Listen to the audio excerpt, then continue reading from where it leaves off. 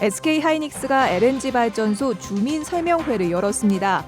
반대 여론에 기름을 부은 격이 됐습니다. 국립괴산호국원이 7년여의 준비 끝에 문을 열었습니다. 황기 복합물이 간 건강에 효능이 있다는 연구 결과를 농촌진흥청이 내놨습니다. 여러분 안녕하십니까? 계속해서 충북 지역 뉴스입니다.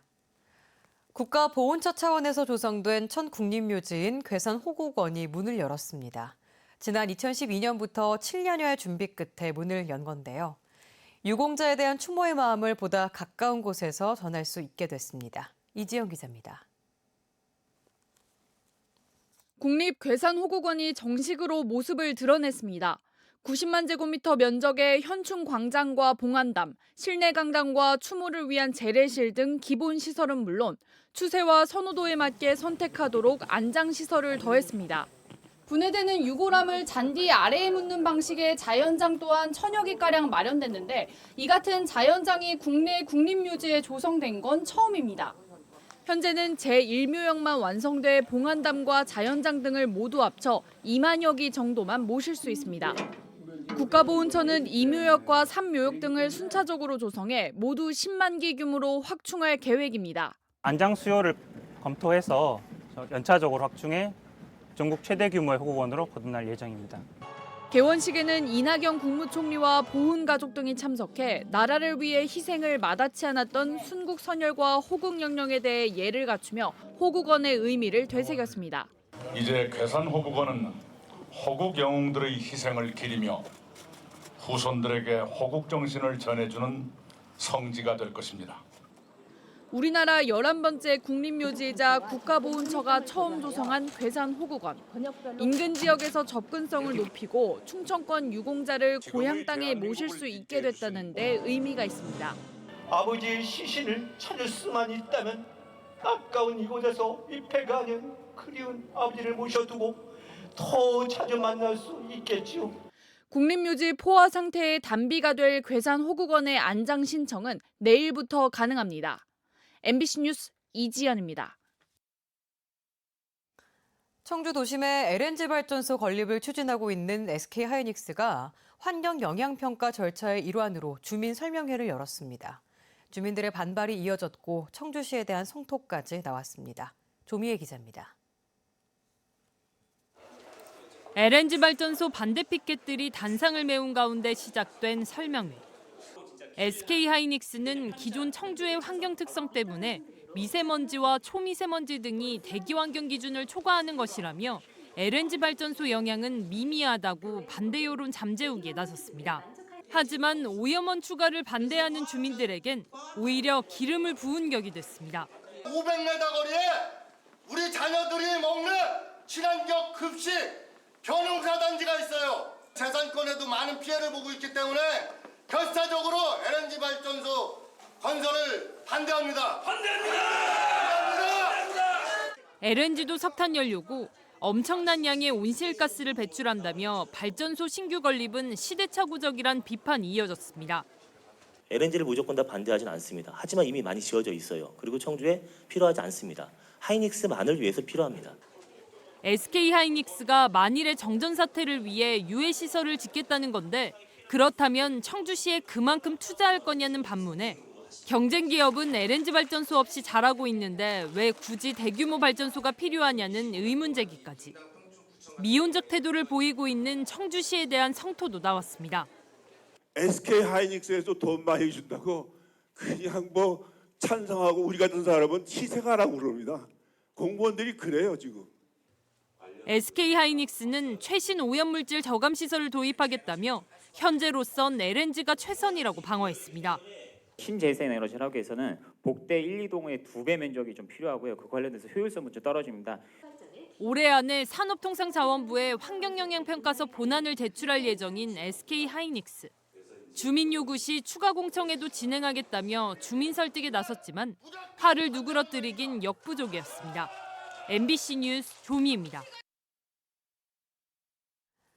충청북도 재난안전대책본부가 아프리카 돼지열병의 유입을 막기 위해 도내 산악회에 경기 북부 지역 산행 중단을 요청했습니다.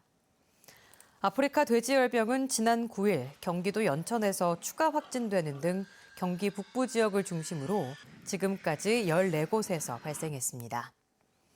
이들 지역에 산행을 다녀온 경우에는 열흘 이상 축산시설 방문을 자제하고 축산 관계자와 접촉하지 말 것도 당부했습니다. 경기도 안성과 충남 천안에서 과수화상병이 재발함에 따라 충청북도가 비상체제를 유지합니다. 충청북도 농업기술원은 다음 달까지를 과수화상병 특별관리기간으로 정하고 시군과 확산 방지 대책을 추진합니다. 충북에서는 지난 5월 충주를 시작으로 145개 농가에서 화상병이 발생해 사과와 배 과수원 88.9헥타르를 매몰했습니다. 제천에서 주로 나는 황기가 건강에 좋다는 얘기 많이 들어보셨을 텐데요.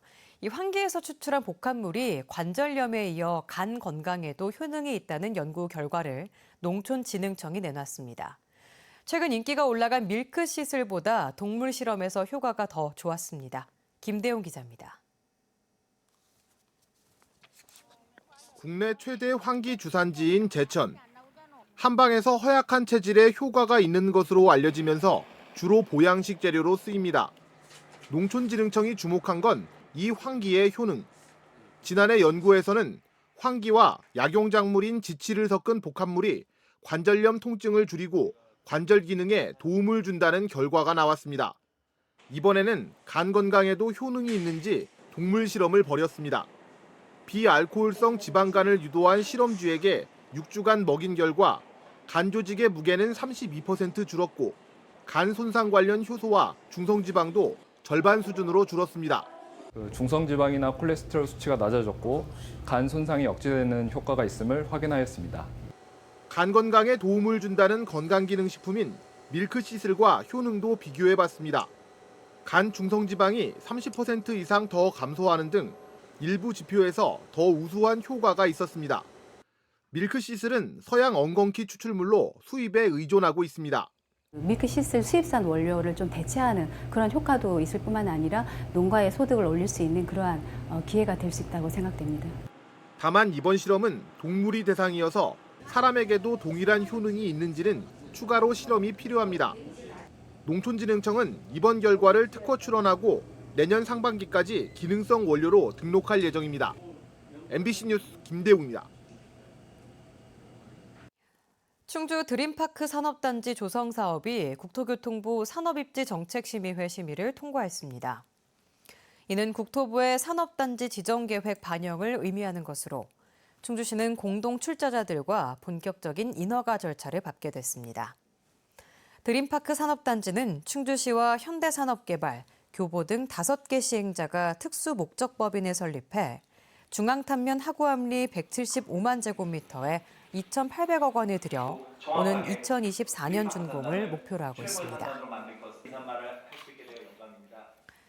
을미의병 창위 124주년을 기념하는 제천의병제가 제천 여름광장에서 열렸습니다. 의병제를 알리는 고유제와 순국의병 위령묘제가 열렸고 의병을 주제로 한 창작 뮤지컬 공연과 의병제 기념 콘서트가 진행되고 있습니다. 주말인 내일은 의병제를 기념하는 충북도립교향악단의 열린음악회가 제천문화회관에서 마련됐습니다. 충북뉴스였습니다. 고맙습니다.